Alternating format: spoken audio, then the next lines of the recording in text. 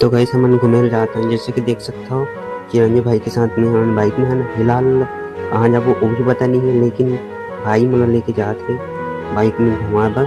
तो आप मन देख ही सकता हो व्यू मस्त लगत होही। और फिलहाल हमन मोर हिसाब से तो धमतरी जात हन, मोला तो वही डाउट जाते। तो आप मन बने रहो, आप मन ला आगे टूर जरूर करवात हूँ। तो यही था मोला दिखाए की कोशिश। और देख सकता हो रोड बहुत सुनसान है और शाम के समय है ऊपर वजह से। तो मिलथन एक और नेक्स्ट पार्ट में।